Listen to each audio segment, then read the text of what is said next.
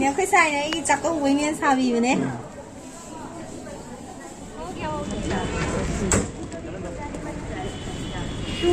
bye uncle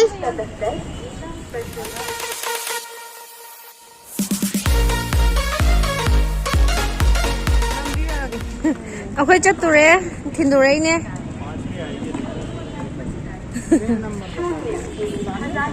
akhoi box o trolley o po chai yam yam nga handak ti yum dai thom dai do nam ga dab do kaino tawre ba yam chillawa chin mandana phar ta da nam ba ya dre bungo si da lai re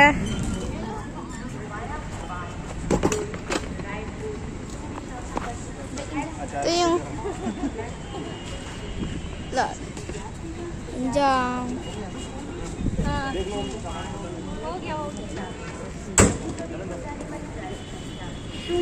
bye uncle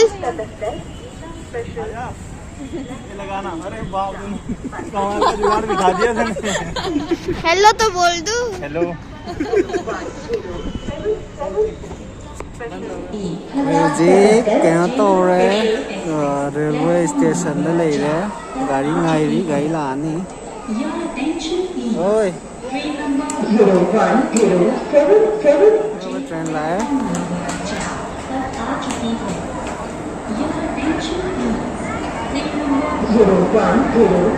अखोई की train La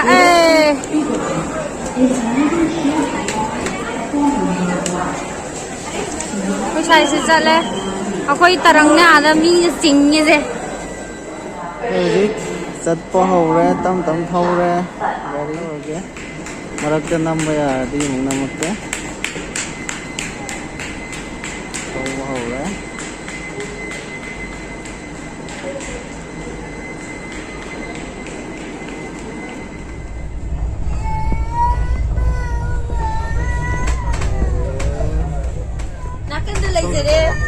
nakanda lay jare angang kakappa do mai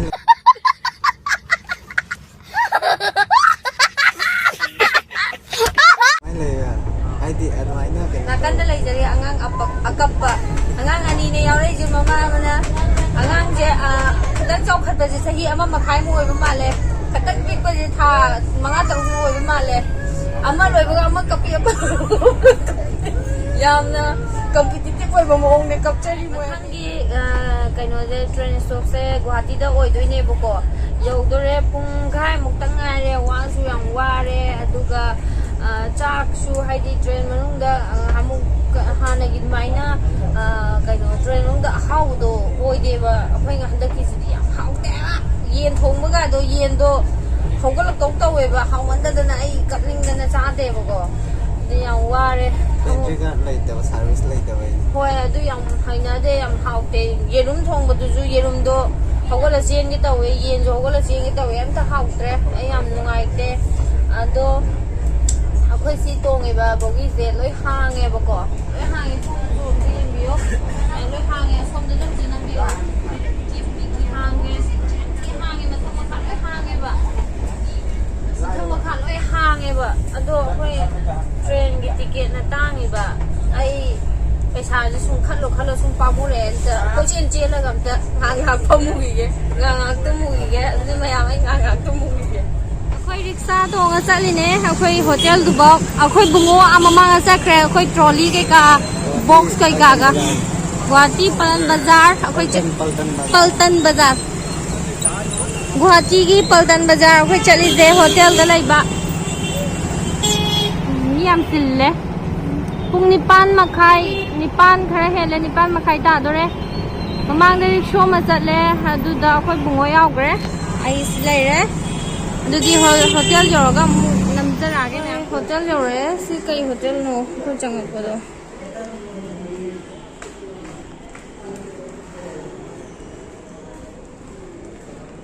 अखोई पोचाइने आदा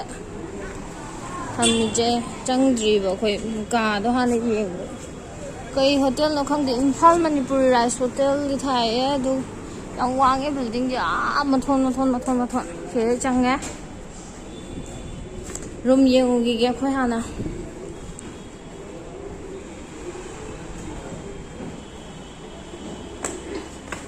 entry tꯧꯕꯀꯣ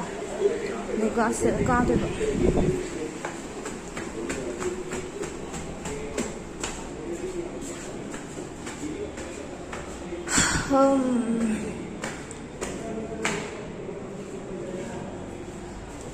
second floor third floor da oide male ko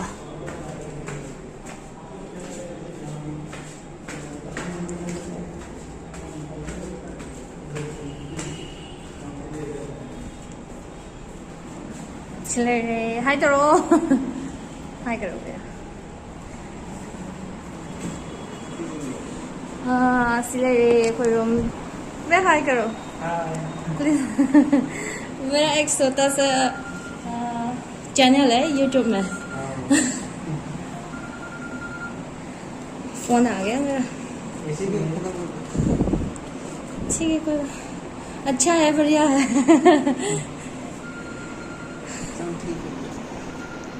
luggage के कारो करना तो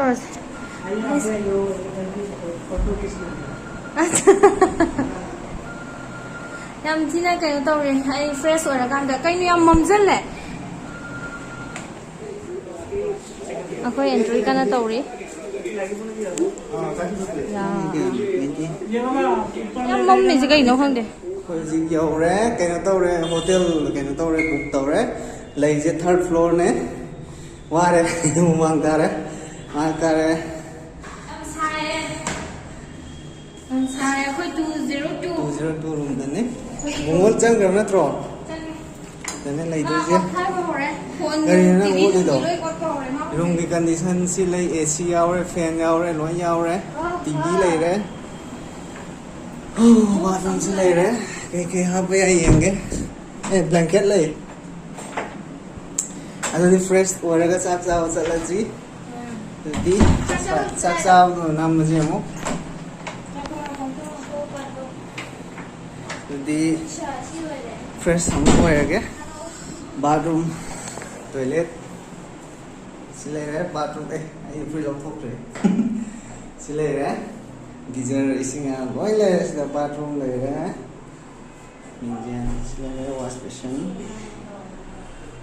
karena harang jatuh ini lao ai han jatuh ne muzer lao ya ai second tahu dia musik Imphal thokpugi ticket ga klam bane Koltar Mazar gi keno network travels ki moi gi office tu dane ticket ka khre yam tang ai lupa lising amo chani hai akoi side gi keno yo uda side gi Imphal yo uda koi shopping to bang ak lai cha reng nge song lo buk chin loi kang tho le buk kang asai phok wak subjan ga no ngai ko cha ja di lo loi doi ne ama asa ba lo doi ne na buk chin la lai ga hello robot tong chat li lo robot si lo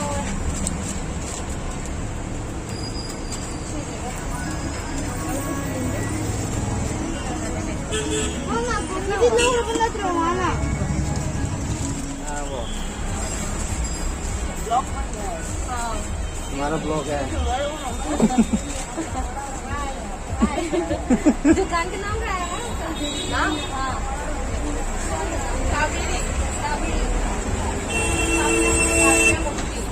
ये कावेरी का cosmetic ये Kavya cosmetic जो है shop है इसमें बहुत कुछ मिलता है आप लोग आइएगा यहाँ पे वो क्या बोलता है कंसेशन बहुत लड़की की फैशन वाला चीज तो सब मिलता है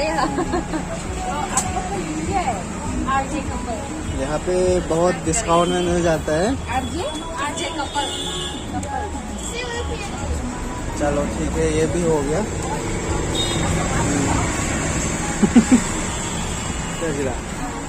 चल ठीक है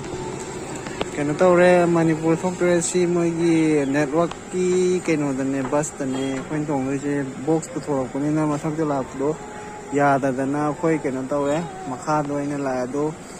कनो ने ISBT दा थौद्रिङै दा मोइ सि हाना सिदा खाममने मोइ पार्किंग दा अदु बॉक्स तो यावबनिना सिदा ओइना हापिरो आदि मी पोते हापु चलरोइनि दान लाकोने दा बो पोते हापे पुंग ahunga minute kun taret chatla pung mari dagi thau gani ai SBT da Đây đấy, quên tuồng tôi bật sẽ.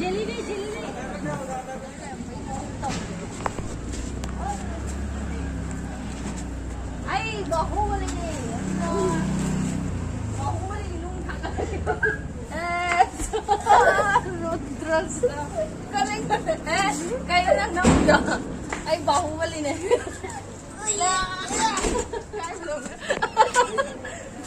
Ay, ito kasi. Bahubali mandi. Sana. Goli.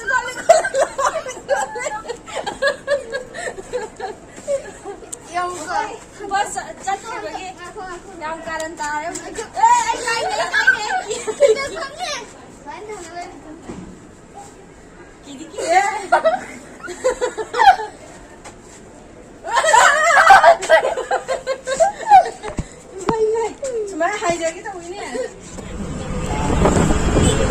Khơi chất ba hầu re, gari thâu ba hầu re, đi mèo gì ngô.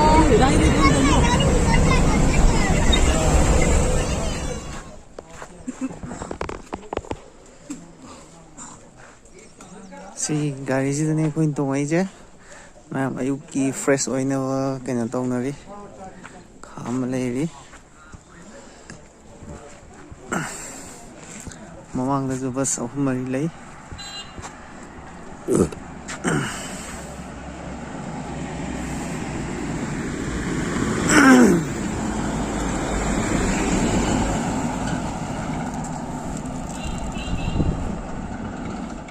Bunga matin siyang music. Tumhawlos ay de pumangang. Pung taruk di thane mga makhaita da nga rito. Gari ma'am lạc bong na re. Ada winger man mani puchang da ngang tane. Ada jo bus sam le to. Asi jo khoi Manipur yo doi ne. Akhoi ken Imphal yo doi ne si ching ne. Akhoi bus ale angang mo color jina khoi bus kiwi am hong e ma sida kiwi de cham kilo da cham ga ni fu kai mo ma kiwi lu jangang bro jida kano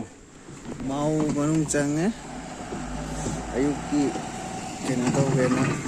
swing ka ke na swing se male भैया कितने के है 20 का एक glass है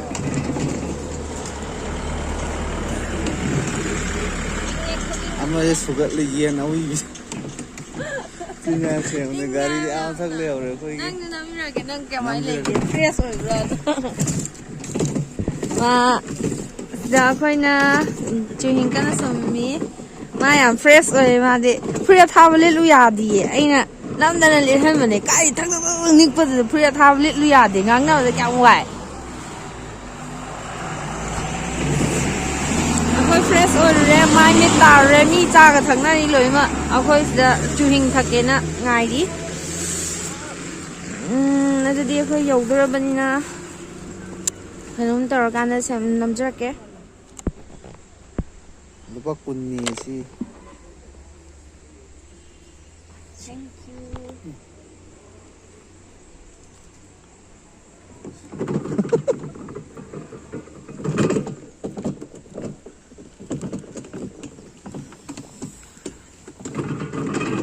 Angang lang angang gi. Maya egg over na. kena to eh vaccine ka pa kam ta mo kena to wagi sidagi entry to eh bako line le pe sida entry to ne sida entry to ro ka Manipur jangal le Ai verified namai jong lan chang ya. Akhoi ma ga akhoi kai ka ga ba chou hai tai ka di na te ba chou sa ka cái nó akhoi lo bu la ta mo si lai re khang de e sina mo ka ri chu ri no tu ye mo makada tu ai phuri che kai nom chu le ram ne asin thangam na je adu di po chai thang ga khi ge ꯑꯗꯨꯗꯤ finally ꯑꯩꯈꯣꯏ ꯌꯨꯝ ꯌꯧꯔꯦ ꯑꯗꯨꯒ ꯏꯔꯨꯖꯊꯣꯛꯑꯦ fresh ꯑꯣꯏꯔꯦ ꯋꯥꯃꯟꯗꯅ ꯊꯦꯡꯉꯦꯕ ꯑꯩꯈꯣꯏ ꯌꯧꯔꯤꯁꯦ ꯑꯗꯣ ꯆꯥꯛꯀꯧꯕ ꯅꯪꯅꯕꯅ ꯂꯤꯛ ꯁꯥꯏꯌꯦꯕ ꯑꯩꯈꯣꯏ ꯁꯥꯏꯅ ꯑꯗꯨꯗꯣ ꯂꯤꯛꯇ ꯂꯧꯕ ꯆꯠꯂꯨꯔꯁꯤ ꯑꯗꯨꯒ ꯑꯩꯈꯣꯏꯁꯦ ꯃꯈꯥꯗ ꯊꯣꯛꯂꯛꯄꯩ ꯈꯔꯗꯤ ꯊꯦꯡꯉꯦ ꯈꯔ ꯂꯦꯠ ꯑꯣꯏꯔꯦ ꯍꯥꯏꯇꯥꯔꯦꯀꯣ ꯑꯗꯨꯒ ꯇ꯭ꯔꯦꯟꯗꯣ ꯈꯔ ꯊꯦꯡꯉꯤꯗꯅ ꯅꯨꯃꯤꯠ ꯑꯃꯁꯨ ꯍꯣꯜ ꯇꯧꯔ ꯂꯩꯌꯦꯕ ꯃꯌꯥꯝꯗꯨꯁꯨ ꯑꯩ ꯂꯥꯏꯚ ꯊꯥꯈꯤꯕꯗꯣ ꯑꯗꯣ ꯁꯨꯃꯥꯏꯅ ꯇꯧꯔꯁꯤ ꯑꯩ ꯅꯣꯡ ꯅꯤꯅꯤꯁꯤꯒꯤ ꯃꯅꯨꯡꯗ ꯑꯩ ꯃꯌꯥꯝꯒꯤ ꯑꯩꯒꯤ ꯐ꯭ꯔꯦꯟꯁ ꯍꯥꯏꯗꯤ ꯑꯩꯒꯤ ꯁꯕꯁꯀ꯭ꯔꯥꯏꯕꯔꯁꯤꯡꯒꯤ ꯑꯩꯒꯤ ꯒꯤꯐ ꯑꯣꯏꯒꯤ ꯚꯤꯗꯤꯑꯣꯁꯦ ꯑꯊꯨꯕ ꯃꯇꯝꯗ ꯑꯩ ꯊꯥꯡꯒꯠꯆꯔꯛꯑꯒꯦ ꯑꯗꯨꯗꯨꯒ ꯃꯌꯥꯝ ꯄꯨꯂꯞ ꯑꯦꯟꯖꯣꯏ ꯇꯧꯃꯤꯟꯅꯔꯁꯤ ꯑꯗꯨꯗꯤ ꯑꯩ ꯉꯁꯤꯒꯤ ꯑꯣꯏꯅꯗꯤ ꯚꯤꯗꯤꯑꯣꯁꯦ ꯑꯩꯈꯣꯏꯒꯤ ꯌꯨꯝꯗ ꯌꯧꯔꯛꯑꯦ ꯑꯗꯨꯗꯨꯒ ꯄꯣꯠ ꯆꯩ ꯂꯧꯕꯁꯦ ꯆꯠꯃꯤꯟꯅꯔꯒ ꯐꯣꯟ ꯇꯧꯁꯜꯂꯛꯇꯅ ꯃꯇꯦꯛ ꯑꯃ ꯇꯠꯂꯨꯔꯦ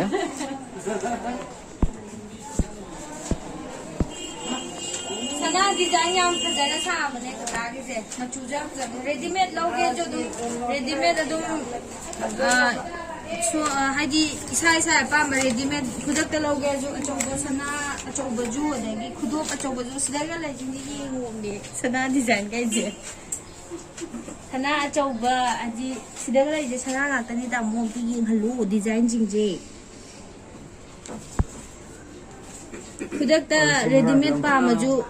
ꯈꯨꯗꯛꯇ ꯂꯧꯕ ꯌꯥꯏꯑꯕ ꯑꯆꯧꯕꯁꯤꯡꯁꯦ ꯑꯩꯒꯤ ꯁꯅꯥ ꯗꯤꯖꯥꯏꯟ ꯑꯝꯇ ꯌꯦꯡꯍꯟꯁꯤꯁꯦ ꯂꯥꯎꯁꯦ ꯑꯇꯩ ꯂꯥꯏꯔꯤ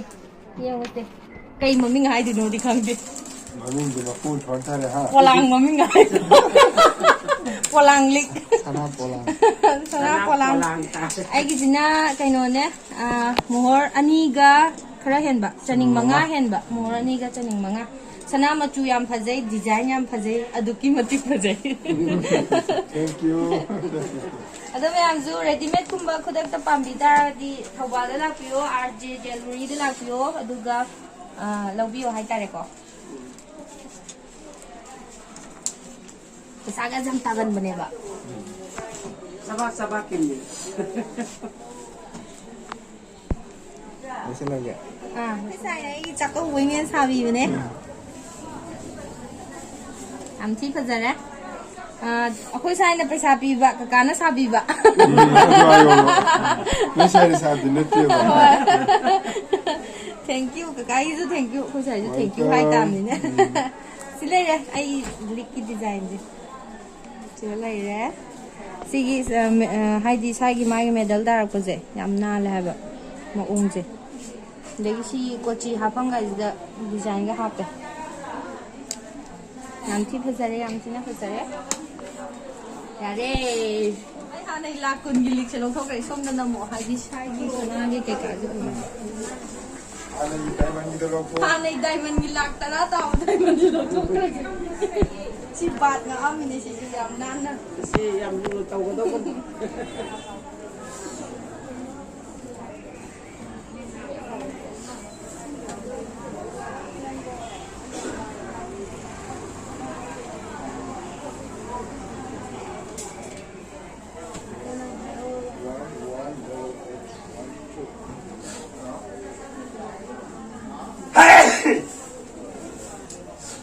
tadi sih juga amaga tarawih dong mak kami advance makan juga ꯐꯖꯕ꯭ꯔꯥ ya betul ꯑꯩꯉꯣꯟꯗ ꯐꯖꯕ꯭ꯔꯥ ꯂꯤꯛꯄꯨꯗꯤ ꯐꯖꯩ ꯈꯪꯉꯦꯕ ꯑꯩꯉꯣꯟꯗ ꯐꯖꯕ꯭ꯔꯥ ꯑꯩꯉꯣꯟꯗ ꯁꯤꯕꯗ ꯍꯦꯟꯅ ꯐꯖꯈ꯭ꯔꯦ ꯃꯣꯏ ꯁꯣꯞ ꯃꯃꯤꯡ ꯁꯤ ꯂꯩꯔꯦ